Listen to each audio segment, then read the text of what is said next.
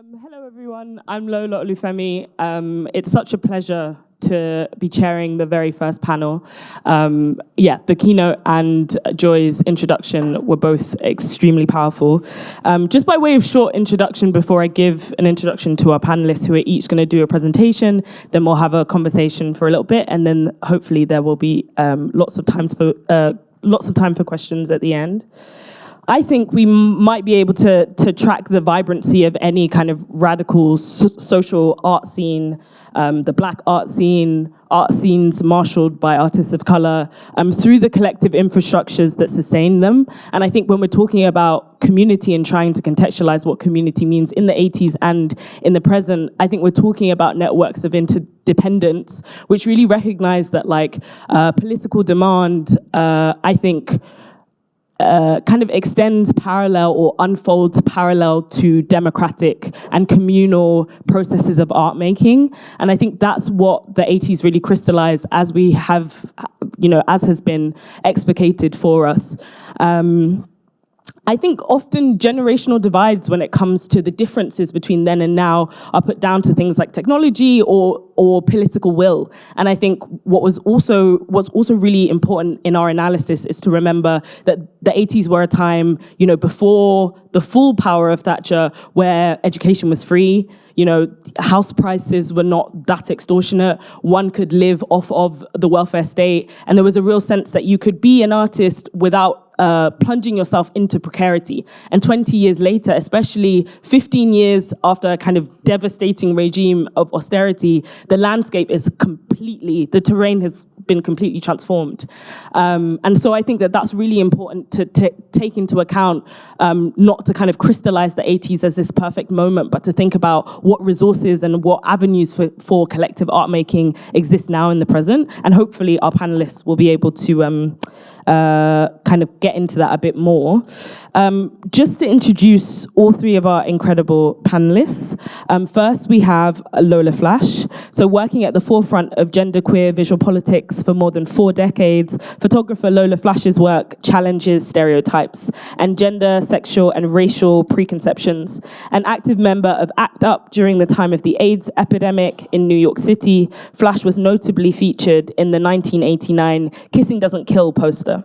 Their art and activism are profoundly connected, fueling a lifelong commitment to the visibility and preservation of the legacy of LGBTQIA+ communities of color worldwide. Flash's work is included in some of the most important collections at the Victoria and Albert Museum in London, MoMA, the Whitney, the National African Museum of History and Culture in DC, and the Brooklyn Museum. They are a proud member of the Comanche Collective and a president of the Board of Queer Art. Next, we have Dalia Al-Jalali, who is an Iraqi-British freelance journalist covering Swana arts, migration and diaspora, and marginalized communities. Based in London, she has contributed to publications including The Guardian, GQ Middle East, Dazed, Aperture, We Present, and Atmos. As a curator and producer, she's worked with Nike, Adidas, the Barbican Tate Galleries, the South Bank Centre, the Photographers Gallery, the Zara Hadid Foundation, Converse, Royal Museums, Greenwich, and more. She's been featured in Day's Port and It's Nice That. And third, last but not least, we have filmmaker Pratibha Palmer, who has an exemplary track record for her passionate commitment to making films with integrity and illuminating untold stories with visual flair and imagination. Pratibha's dedication in bringing complex subjects into mainstream media has helped change the contours of popular discourse on race, feminism, sexuality, and creativity. My Name is Andrea, which came out in 2022, premiered at the Tribeca Film Festival, and her films Warrior Marks and Kush helped gain much needed rights for women and girls, as well as contributing to the visibility of marginalized LGBT+ communities. So we'll start with Lola's presentation. Thank you so much.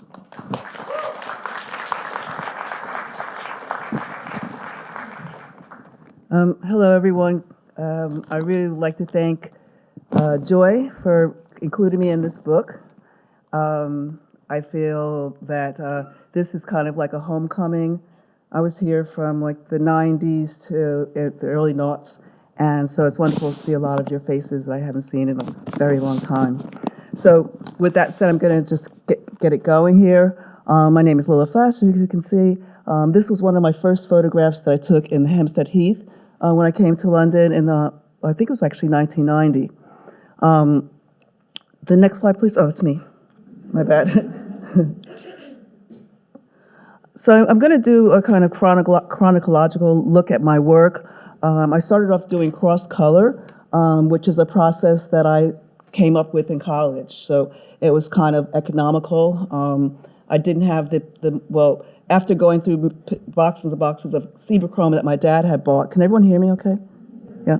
After going through boxes and boxes of Chrome that my dad had bought me, I started thinking like, oh gosh, I can't ask him for more paper. So I looked around the dark room, and there was always this negative paper laying about. And so I've always photographed on slide film. Going back to when I was in high school, my grandfather introduced me to a National Geographic photographer, and he said that that's the way that they got the beautiful color was by using slide film. So, of course, this was before digital technology came into. And so I still use color slide film, even when you'll see a little bit later on, I'll show you some of my 4x5 portraits. And so I realized that, what I was doing was I was making pretty much black people white and white people black. And when I grew up, I really loved dictionaries. So I knew that reading in the dictionary that black was bad, dirty, and wrong, and that white was perfect, pure, innocent. All right, so here I am making black people like perfect and white people not so much. But then I realized I could actually start making people blue and all other kinds of colors, purple. And so I really started moving away from this idea of like binary. And so people are looking at just a person. Also, the gender sometimes is a bit skewed. I think another thing that was really great about working in this way was that I was able to let a lot of people who, because we're talking about the 80s and the 90s, right? So a lot of people during that time were in the closet. And as you know, there's still people that feel the need to stay in the closet. And so I would say to them, hey, you want to model for me? You'll be red or orange. No one's going to know what you look like, And so I think that really I didn't realize how important that was until later on. I think that's one of the things about getting older and sort of having like a different kind of perspective about life and things like that. So this was a series called Seeing Queens, and you saw this earlier. That's Stella Grace Volcano. And this is Jimmy Somerville. So I did a series of like the sort of people that I knew in London during that time, and I called it Seeing Queens. Yeah, that's pretty much it. Oh, and just yesterday I was in the print room, the program that happened yesterday, and there's a picture that Dell took of me when I was had just gotten here in the early 90s, and they kind of paired it with another photograph that I had that's in the collection. Back, I guess it must have been around 1991, there was a show here at the V&A that talked about AIDS and HIV and posters and artwork around that. And my friend at the time, which I feel really bad, I can't even remember what his name is, but anyway, I said, I'd like to donate a piece so that my work could be in that show. So the work that is here is donated, and I'm thankful that they took it. So the work, this is from K's for KKK. This talks about the racism within the gay community, which unfortunately still persists. This was actually 1992. So again, as an older photographer, sometimes it's kind of disheartening to see that the issues that you're talking about are still the same. Although, there's more inclusion and there is some movement, but I think there's still a problem within our own community of not being so united. So those were the work that's in the book. So if you all have copies of the book, you can see more images from that period. But I think in some ways that the work that's in the book has a lot to do with sort of the love between a lot of people, because a lot of the girls that I knew when I first moved here, because I think I was in a way, let me just go back to that image. Can I go back? Oh, no, that's not going back. Oh, that's not going back. Can someone tell me how this goes backwards? The bottom one? Okay. So we'll just on that one. So when I graduated in 1981, that was the first year that someone was diagnosed with AIDS, and although some of us activists know that it was before then, but I think that was one of the reasons why I just kind of dived into doing work that was political. But even as you said, Joy, to be Black, to be female, and for me to be queer, it's, just like kissing my girlfriend in public is a political act, right? So I kind of didn't have any way of not doing that. Like, that was my purpose. That is my purpose in life. And so I did this for 20 years, and people would say to me, Lola, you're still doing that weird color? And I'd say, yes, I am. And no one seemed to like it. I think there's a lot of reasons why. I think that, there was no digital, so there was no Photoshop.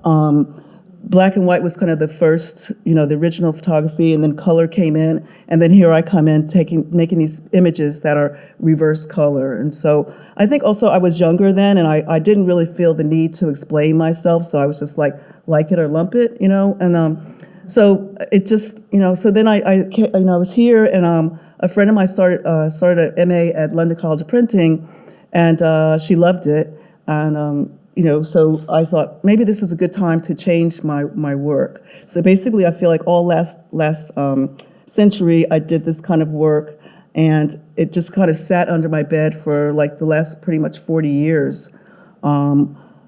Sorry, I only have 10 minutes to tell you I have to tell you the short story. Is that I reached out to MoMA, and I realized when I turned 60 that I was ready for my work to be in museums. Up until that point, I felt like museums were, for white people on the walls and white walls. It was just a lot to deal with for me, and I didn't really want to be a part of that. But as time has changed, that's one of the things I have seen. That museums are much more inclusive, especially with the killing of Mr. Floyd. I feel like a lot of institutions are realizing the gaps in their staff, in their collections, and so on. And so I just kind of contacted MoMA, and I was like, when is my studio visit? Not like, can I have one? But I'm like, when is it? And thankfully, Clement Chereau reached out to me a couple weeks later, and we had a studio visit, and they bought 7. And as they say, the rest is history. So, yeah, it's a different world these days for me. And so when I got to London College of Printing, I started working with the 4x5 camera again. I had done some in college, but I really liked it. I love the sort of formalness of it. It's like the original ways to take a portrait. And I just love the way that, especially nowadays, and I'm guilty of it myself. I'm always taking, selfies. But I think when you have a 4x5 camera in front of you, you really sort of like strike this pose. And my work is about beauty and power and pride. And so I think that evokes those people's sort of emotions in that way. This is Surmise, and it's about people who are gender fluid. Everything has to do with me, so basically every time I go to the bathroom, almost every time, the women holler at me and they tell me I'm in the wrong place. And I'm like, not an activist at that point, and so it just made me think about other people who are bold enough to present themselves in the way that they like, which is against possibly society norms. Salt is kind of like a dedication to my mom and my grandmother, who I never took a proper 4x5 picture. And so it talks about women who are over 70 who are still active and doing their life's work, because a lot of times us women, we don't really get the credit even when we're younger, and especially when we're older. So this comes along with a sort of a soundtrack of the women talking about their experiences. And I think that part is also important, because a lot of times I think that older women don't get heard. Legends is about people like myself who knew very young that they were queer, and they knew that they wanted to step out into the world in a way that was again against tradition. We are people who didn't have the L word or any kind of like prep, commercials on TV. We just didn't see ourselves. And so these people, a lot of them don't call themselves legends because they just are themselves, but I see them as legends. And that's Campbell X on the end, who's a filmmaker here in the UK, and Augusto, who, as you might be able to tell, was a drag queen at one point in his life. And this is the last series I'll share with you. It's called Syzygy the Vision. It's my newest series. Now, mind you, all of my series are ongoing. I haven't had the funds to travel to all the places I'd like to go to. And plus, I used to be a high school teacher, so I now am a retired teacher and I have a lot more time. I just got a Pollock Krasner grant to travel to the motherland. And it's been a dream for a long time, and it's that dream has finally come true. So Syzygy is a story based on Afrofuturism, and I'm looking at different places that are important to our history. And then some things like, believe it or not, my first album I ever got was the Beatles album. So, so kind of, putting some kind of like humor into the story, because I think that a lot of times when you see our stories, the joy is not always in there. There's always the hardship, but along with the hardship, there's a lot of joy that happens. So when I'm rewriting this history, I'm actually adding a lot of joy and being a lot of joy. This was recently in Milos. I have a show. Actually, Salt is hanging. If you go to Athens, Greece, Salt is hanging in Athens for another couple more months at the National Museum of Contemporary Art in Athens. So this was in Milos, and this little stray cat decided to join me. So that's me. It's another one, a kind of more joyful one. And I always like to end on this slide because legacy is something that's really important to me. My friends, my family are the reason why, we talked earlier about, you talked earlier about how some people didn't stay in the game. And because of my friends, who many of them are here, I've been able to continue this work. And this is my great-grandfather here on the end, Charles H. Bullock. And on the very other end is Madam C.J. Walker, who I'm sure you all know, the first black millionaire female. And then next to her is Booker T. Washington. And so it's a really amazing picture to have this in our family history. My great-grandfather, he founded a bunch of YMCAs back in the day during Jim Crow, when black people couldn't go to the Y, right? So they were called actually the Colored Y. And so this is a picture, I'm guessing these were funders. In fact, I found out from a webinar that I watched that Madam C.J. Walker had donated $10,000 to the Y.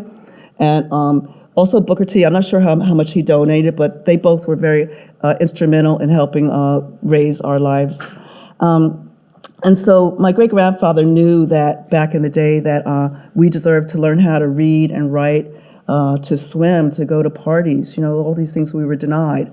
And so in many ways, I feel as though I'm, sort of taking that baton from my great-grandfather and running with it, And I like to say to young people, and even to you all, that if you don't have a Charles H. Bullock in your life, you can be that person in your family that will create this kind of sense of pride and joy that will make them think like, I can do this too. And then the last thing I like to say, which is kind of silly, but I have this idea that, in another 100 years, one of my family members will be standing in front of a big audience, and they'll show a picture of me standing next to like Michelle Obama, or, or maybe Beyonce or Rihanna, I don't know. But you get it, it's a wonderful to come from something like this and to carry on this spirit of, being someone who can spearhead a better future for the rest of the folks. So thank you very much.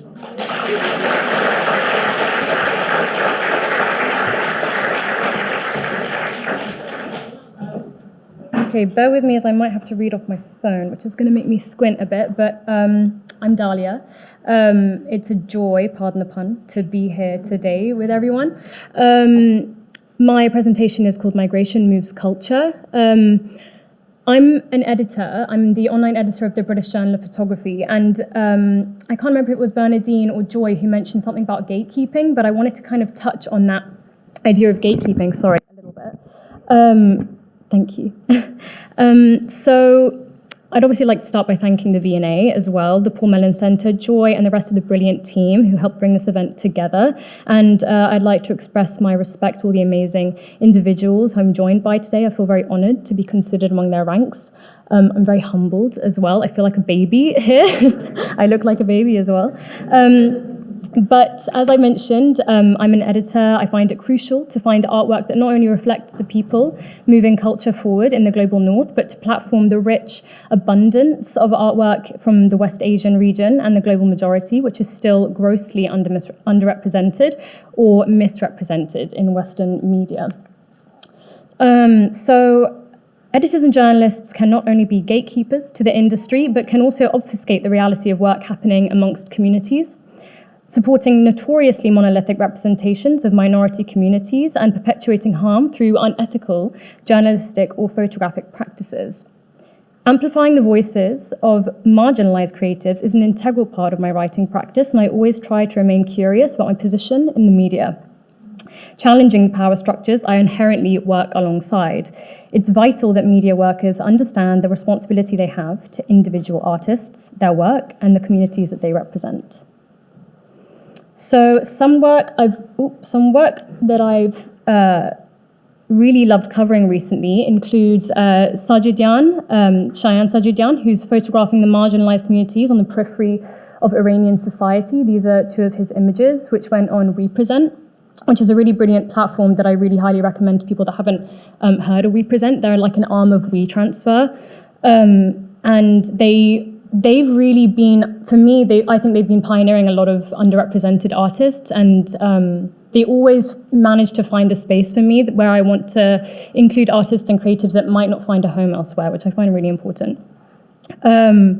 Mas'ud Hayoun's paintings, Unraveling Personal and Collective Jewish Arab Histories. Again, this went on Represent.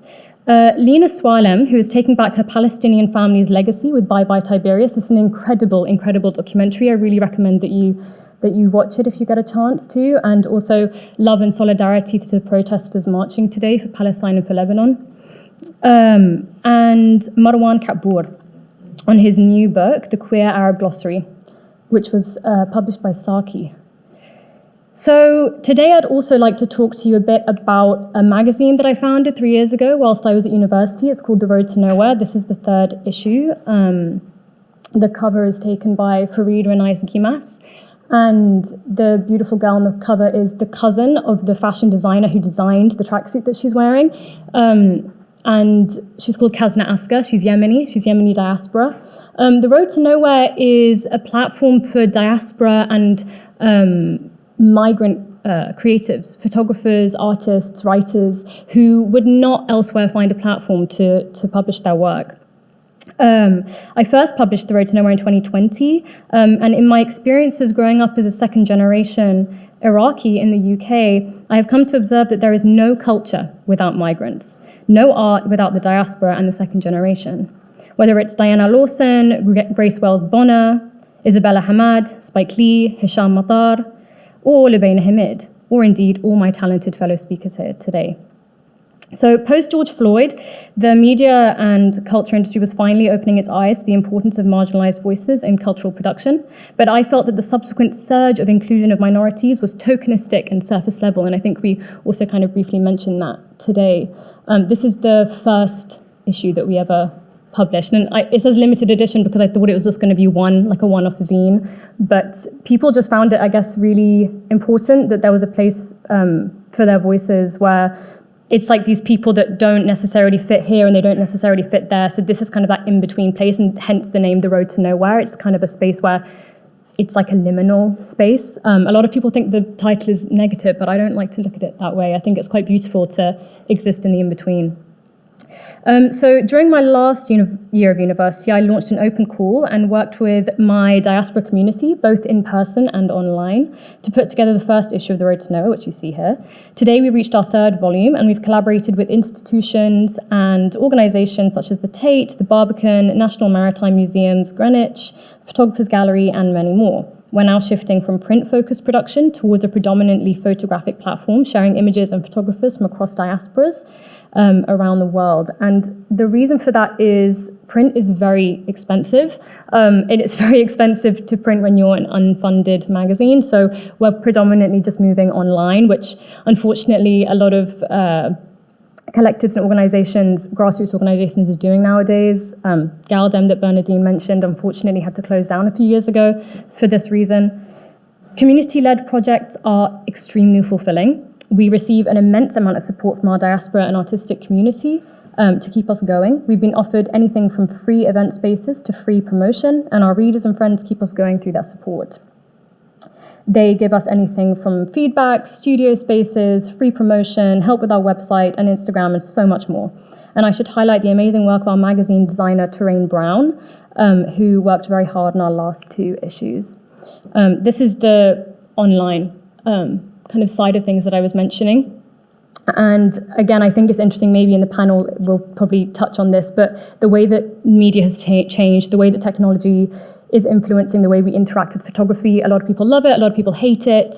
I don't have really an opinion, I'm very open about it, but I do use it. I'm 25 years old, I have to use Instagram. It's where my portfolio is as well. So without the community support, we wouldn't exist. And in 2023, last year, we received a small grant, which just about covered our printing costs. But other than this, we've never received any funding, and we never make any profit. All of our own events are unticketed, and we've been donating to migrant charities such as the Migrant Rights Network and Choose Love since our inception. The magazine is self-run and self-distributed by myself, so I rely heavily on sales of the magazine to keep us running and heavily on the community to help me too. Transparency about how we work is important because few people have insight behind the scenes of the magazine, and the only interaction they have with the magazine is when they see the final beautiful product. So quickly, if I have time, I think I have some time, I'd like to touch on some of the artists that we've platformed. This is just another few spreads. Oh, this is us at one of our events. That's the back of my head. And this was the second issue. So one of the projects that I'd like to touch on is Harkaran's Zimmers of Southall. I'm not sure if anyone is aware of Harkaran's work. He is incredible, and he's been such a supporter of the magazine, and his community, especially his South Asian Punjabi community, has been incredible in really they've been foundational in supporting the magazine. This is his work here, which was the cover of the Road to Nowhere issue 2. This is Zimmers of Southall. It's going to be published as a book this month, I think. And we also ran a piece on it recently on BJP, on the British Journal of Photography. It's just beautiful. So you can read a little bit more about it there, so I don't take up too much time. I mean, what a sick image. And I just find this series really, really amazing and highlights the importance of actually, what I'll do is I'll read his kind of explanation of it. He says that it explores the evolving cultural and landscape of Southall, West London, within the broader context of modern Britain.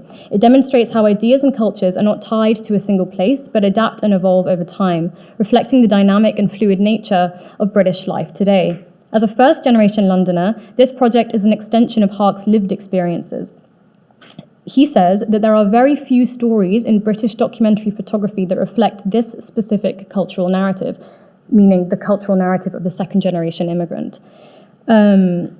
My goal was to fill that gap. Hark's community specifically has been such a key support network for the magazine. We also collaborated with the platform Nowness, who are also really lovely, and if there are any photographers, creatives, people who run their own platforms in the room today, I would recommend that you reach out to Nowness. They're very accessible. They've got a platform of 2 million followers, I think, so they are really, really supportive of platforming and highlighting more grassroots, more independent art workers. They're really brilliant, the team there. We shared some work by diasporic photographers and work about diasporic communities. So we highlighted work by Lawrence Ellis, which is this image. Thomas Holton, who's on the right. This is called the Lambs of Ludlow Street, I think. It was a series taken in Chinatown. This is Ahmed Sel. This is on the Turkish diaspora in France. This is Phil Knott. This is Hackney. This is Gary Gill. This is the amazing work of Gary Gill. The image, I'm so sorry, is so pixelated, but she has an amazing series called The Americans, which is all about South Asian American diaspora. Greg Bejorges, who is a Los Angeles-based photographer. This is kind of an iconic series of the Hispanic community. This is Sarah Messenger. This is South Williamsburg, where I actually recently was. which has a really beautiful, dynamic, Orthodox Hasidic Jewish community. This is Simon Wheatley, who I'm sure many of you know. And again, this is Simon Wheatley. That was Joseph Rodriguez. Can I go back? This was Joseph Rodriguez. Spanish Harlem, Simon Wheatley, and William Castellana. So today, the Rotenera remains a place for us to engage with creatives to spark necessary conversations in both grassroots and institutional spaces on topics such as representation, race, identity, home, belonging, and creativity. The work presented here is just a small snapshot of what we do. And as an editor and freelance writer, I continue to highlight the work of migrant and diaspora creatives, whether it be through photography, fine art, fashion, design, music, or literature, as I believe the diaspora is always one step ahead of the culture. And you can follow us there. Thank you.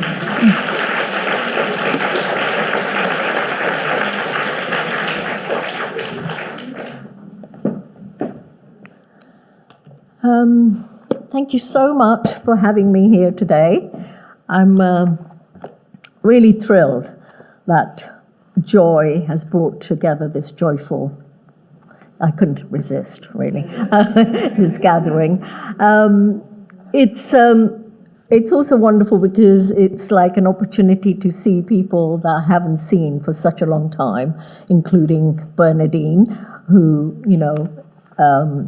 was such a pivotal part of the kind of community of artists that we all were in the 80s and creating the work that we all created. And Joy and Taus, thank you for including me in the book. I'm not a photographer, but I'm a filmmaker. I work with a moving image. And in the book, I have written about the moment of my own awakening to the power of self-representation when I worked as a youth and community worker with young Asian women in Leicester in the early 1980s. For those who haven't read the book, I'll narrate this story very briefly as it captures the genesis of my art practice, stemming as it did from community art making. So just imagine a poster showing a 12-year-old girl. So am I supposed to do this, take it forward? Okay, there we go. I haven't done this for a while. So imagine this poster showing a 12-year-old South Asian girl in a martial arts uniform, her leg in a high kick, her expression pure delight as she revels in her power. This poster is titled Self-Defense, Not a Sport, but a Necessity, and is accompanied with a quote from Aisha Ahmed, 14 years old. If someone calls me a Paki, I go to them and kick them in their teeth. This self-defense poster, along with two other posters, were made with young women I was working with as a youth worker. And it went into limited circulation amongst a network of anti-racist teachers around London. I was just a youth worker working with these girls, and we made these posters, and they kind of got distributed. And the impact was shockingly seismic. In one school, the headmistress tore it down as she thought it provoked violence. And a heated standoff between her and the teachers ended up as a news item on a primetime current affairs show on UK television. So as I watched this pugnacious reaction to this poster, I started to understand the power of defining ourselves on our own terms, a kind of a resistant aesthetic of images and words. And this tiny act of self-definition challenged the lingering and harmful, I think there's a page missing, narrative around South Asian women. The stereotype at the time of meek, submissive women with bowed heads who walk 3 steps behind our men. A stereotype that fed the justification for heinous sexual assaults on South Asian women coming to England. Sexual assaults sanctioned by the British government via their virginity testing immigration policy in the late 1970s. If your desire is not seen as a legitimate desire, and your longing is not seen as a legitimate longing, it is quite likely you might drown. And I'm talking about queer desires, specifically South Asian queer desires, outlawed and shunned. In the mid-1980s, books by Black lesbian feminists like Audre Lorde and Cheryl Clarke, amongst others, offered life-saving anchors for many of us. Reading Sister Outsider and Zami, A New Spelling of My Name by Audre Lorde, were crucial signposts on the trail of queer elders who had been on the path of making queer lives visible. Here were women who fully embraced their sexuality unapologetically. These were seen as incendiary words on the page.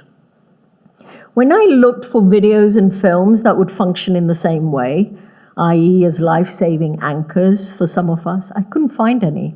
And, we've talked about, Joy talked about the invisibility, the non-existence of images of ourselves in all our different kind of multiple facets. So I decided I'd set about making them. I didn't have a manifesto, but I did want to manifest and render the invisible visible. I did want to enunciate my desire for a visual materiality of our presence. So I want to talk very briefly, about 5 videos and films I made between 1989 and 2007, which focused on stories, experiences, images, and sounds missing from the inventory of queer desire.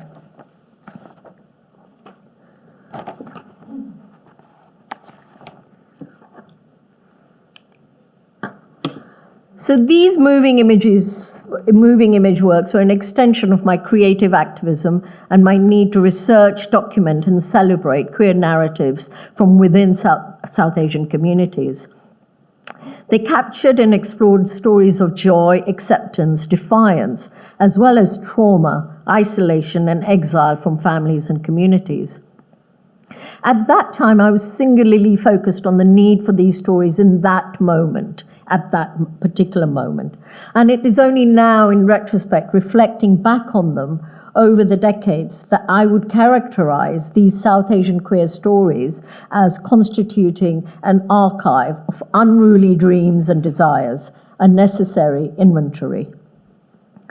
So one of the first videos I made as a completely independent filmmaker was in 1989, a short video titled Memory Pictures, a profile of gay Indian photographer Sunil Gupta and the way his work portrayed issues of sexual and racial identity in relation to personal and family history. His series, Pretended Families,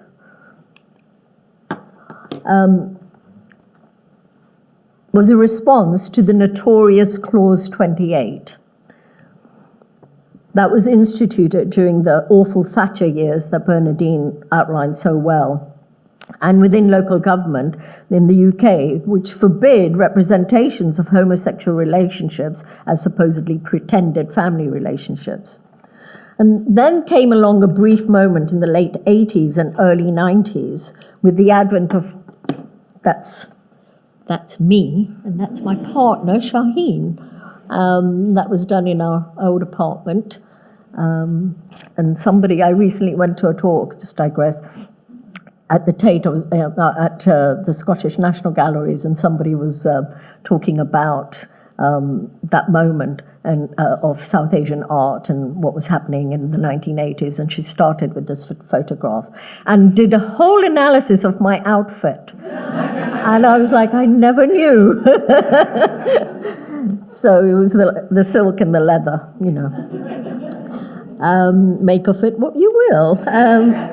So there was this brief moment in the 80s and early 90s with the advent of Channel 4 television, and within which this institution, which had been completely kind of not accessible to so many of us, there was an independent film and video department, and they created access to so-called minority voices, LGBTQ, women, Black and Asian filmmakers.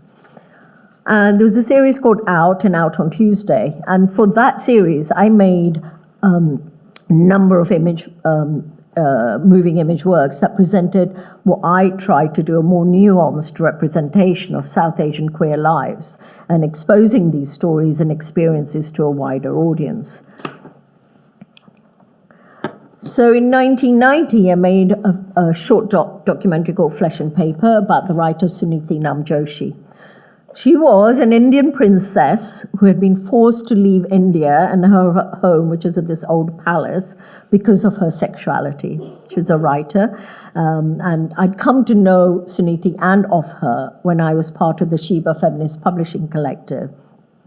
And just to say that Sheba Feminist Publishing Collective at the time, Jackie Kay and I were the first two women of color in that collective, and we opened it up to bringing in more women of color, like Araba Mercer, but also someone like Sue O'Sullivan, and we were centered on publishing books by women of color.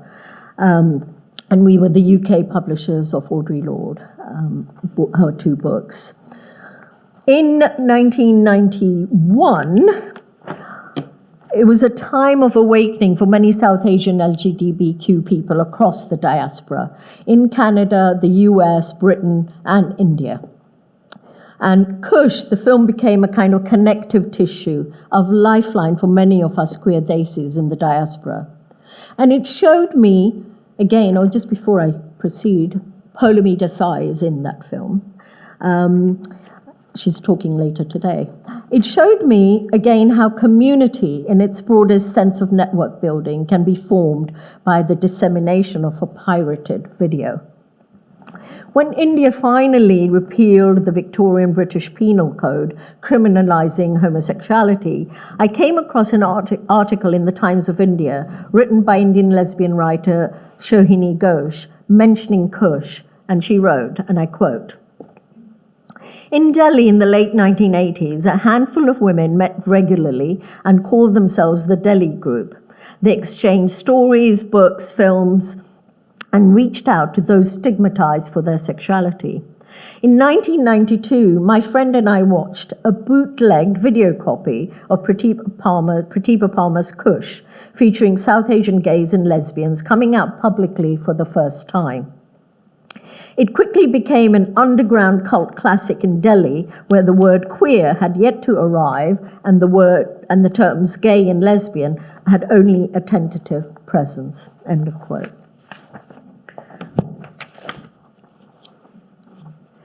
And as an indie filmmaker, I abhor pirating, but this was the one time when I was glad for it. What for me had been a small film made in a moment of exuberance with a South Asian Desi community became a catalyst for community formation in Delhi. In 1992, I made a short documentary called Double the Trouble, Twice the Fun. Again, it was for Channel 4 television. And it was made with the queer disabled writer Firdaus Kanga. And he, in fact, after having seen Kush, asked me if I would work with him on making this film and this short documentary.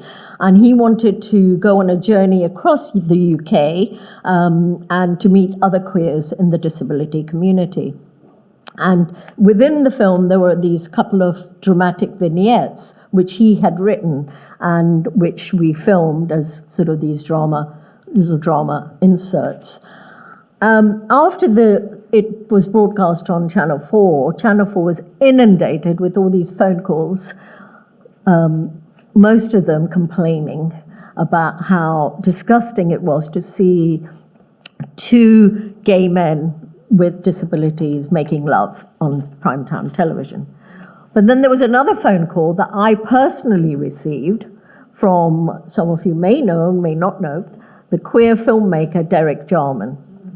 And Derek phoned me up. I didn't know him. He'd got my phone number from Isaac Julian. And Derek then took me out for tea to his favorite Maison Berthaud in Soho and talked to me about how much that this little film had, what impact it had had on him and how beautiful it was and how beautifully it had been made. So, you know, there were the complaints, but then there was this absolute ecstatic moment of being, you know, having tea with Derek Jarman.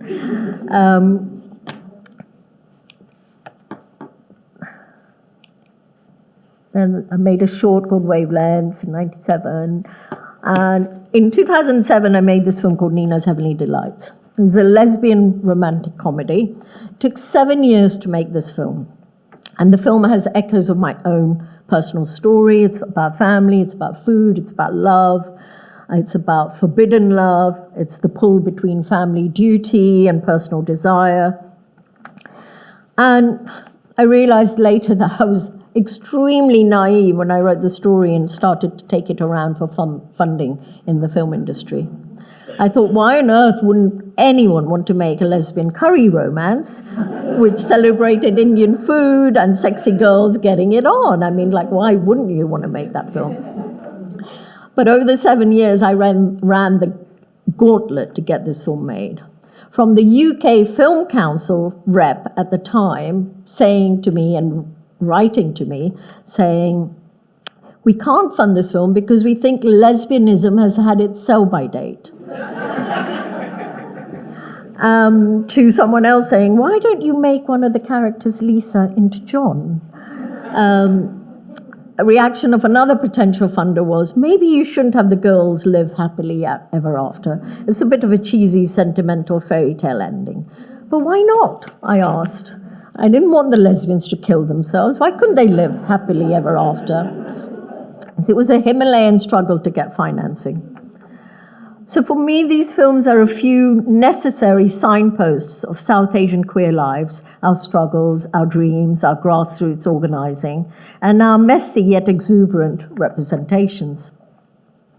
My generation of South Asian queer visual artists and activists, many of us, came out and spoke out at a risk to our own lives, and cleared some ground at least to have access to safer spaces and a language, a vernacular to speak to the matrix of multiple identities and their daily psychic and physical impact. Stuart Hall has written and said, archives are not inert historical collections. They always stand in an active dialogic relation to the questions which the present puts to the past, and the present always puts its questions differently from one generation to another.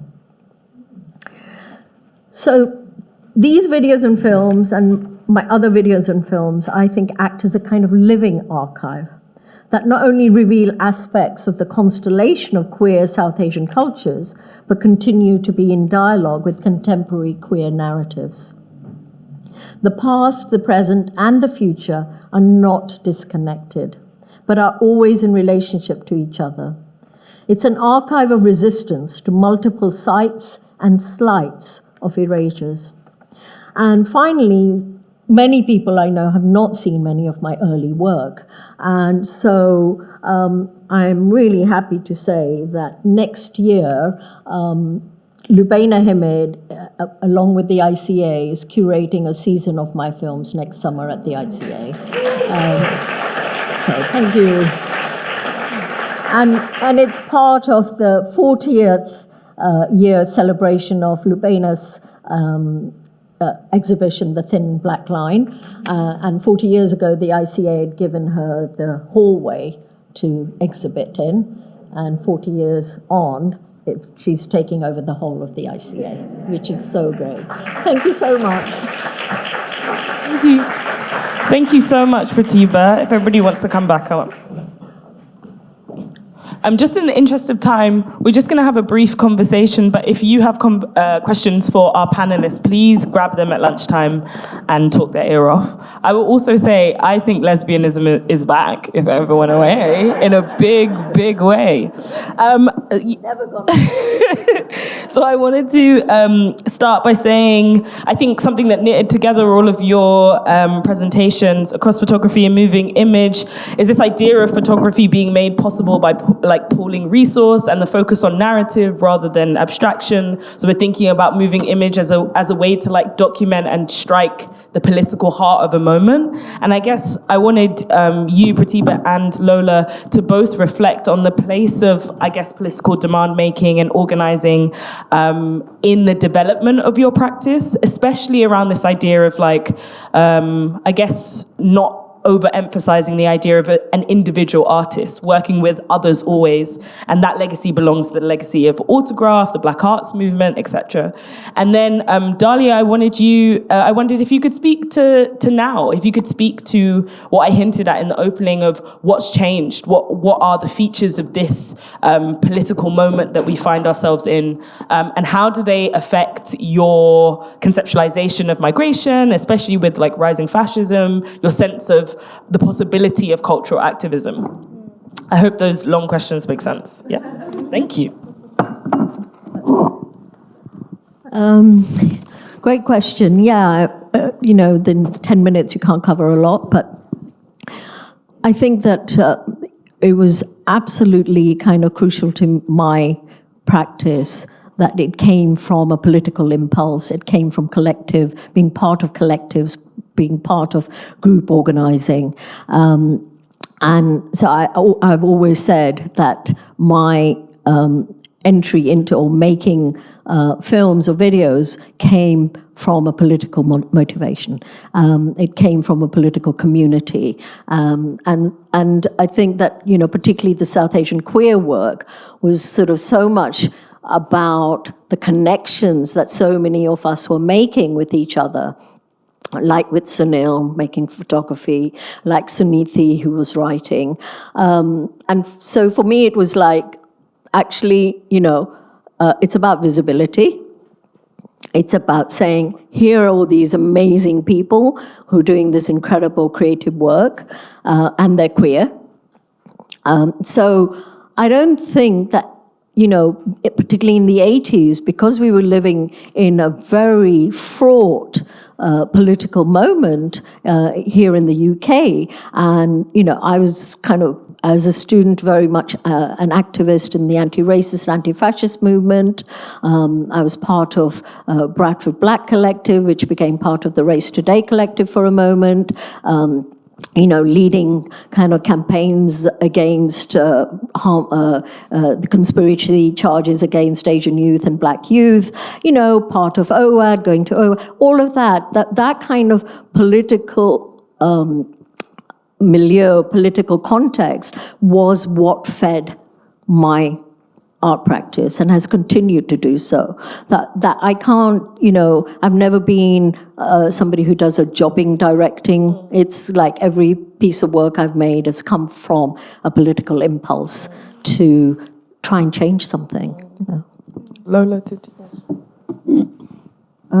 So my mic's not on. Oh, now it is. Thank you.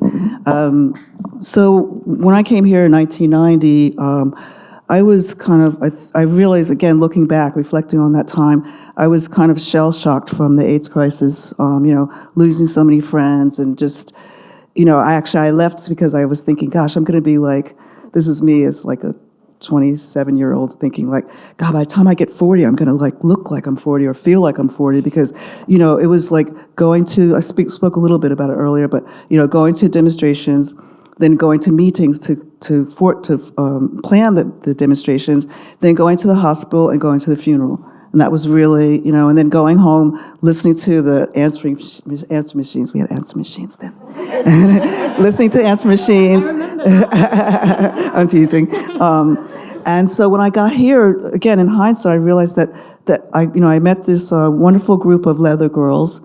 And at the time, I was really into leather, and they just kind of brought me in, and I love the fact that I never was really part of any formal organizations, but I loved, like, people would say, oh, how are you doing? It's like, no matter what it is, if you're good, you're bad, like, come over and have a cup of tea. And like in New York, you just never go to people's houses. You meet at a restaurant or a diner or something like that. And so I love that sort of being, almost feeling like I was part of a family already. And so I think also that's why the work was really about the love and the sexuality, because I was just so tired of like people dying, and so it's only in hindsight that I really realized that was my community, and that was, I was only meant to be here for 2 months. And after the end of the 2 months, I called my mom and I said, Mom, I'm not coming home. And so I was here for 12 years. And many of those friends are still my friends. we've changed our outfits a lot, but so that's kind of like what brought me in, and how I sort of, like I remember like Christmas, there was always like a gift under the tree for me, and I don't know, there was just this really wonderful kind of group, and everyone was actually on the dole, almost everyone was on the dole. And back then, the American girls, we used to be able to go to the dole office and like pick up dole checks for people who had gone on holiday. What a time. And they didn't like ever ask for any ID, because if you didn't pick your dole check up, I guess you had to reapply or something like that. There was no kind of like, you didn't have to go get a job. There's no job kind of thing back then. And so we had a lot of time to take pictures, to go clubbing, to drink and play pool. And it was a really fun time, for me. I do think, I think what you both outlined is so important, because I think in a way, 20 years on, like, it's become kind of not chic to have a political consciousness, I think, especially if we think about the ways that like critical analysis in the public mainstream is kind of made fun of, mocked, derided. And so, to hear you talk about the development of a creative practice being integral to the development of political consciousness, I feel like that's something like a younger generation has to really like grapple with what that means in the present moment. And I guess that's a way to pass over to you, Dahlia. I guess I'm the younger generation. Sorry, I think there we go. Yes, I'm young. So social media, I think we just have to really address that elephant in the room. I hope my brother doesn't mind me telling a story about him on his behalf. But my brother, he's 7 years older than me. He grew up post 9/11. His name is Yusuf Muhammad Jamal. And he was, I think, 8 years old when the Twin Towers were hit. As we all know, but as many Muslims and Arabs know, visibly Muslim and Arab people know, post 9/11 was a horrific time to be a person of color, but specifically to be a brown Muslim person. I did not experience that. I was 2 years old. Thankfully, I grew up at a time which was a little bit more accepting, but still quite horrific towards Muslims. So the way that me and my brother interact with identity is wildly different, because my brother grew up at a time when he had to really, really, really hide his identity. He had to get rid of he nicknamed himself Seth. No Yusuf, no Muhammad, no Jamal. Seth, he still goes by Seth with a lot of his English friends. I grew up Dahlia, very proud of my Arab heritage and identity, because I had social media and because I was a digital native. I really do want to stress the importance of what digital platforms have had for people like me. And I know that a lot of previous generations who I am so in awe of and so humbled by kind of detest social media for its corruption, for its really unethical practices. But for people like me who did not have otherwise a place to go, for people like my brother who never had a space to express his frustration at the way that he was, mocked and bullied, and his name was derided and his identity was completely just maligned, I feel like Instagram, Twitter, Tumblr, remember Tumblr? That was an amazing time to be. I really enjoyed it. I really enjoyed going online. I really enjoyed meeting my community. And now I'm really grateful to I grew up in Surrey, so I grew up in a very, very white neighborhood, a very white area. A lot of my childhood friends were white and British and upper middle class. And so online I found a community of brown people, Black creatives, Muslim, Arab, South Asian creatives, who are now my friends and my chosen family. And I go and visit them all over the world, and they let me crash on their sofa, which I can imagine it was kind of like that in the 80s and the 90s. So I feel like I'm kind of reliving my bohemian era through that. And that's all possible through Instagram and other platforms. Yeah, I think...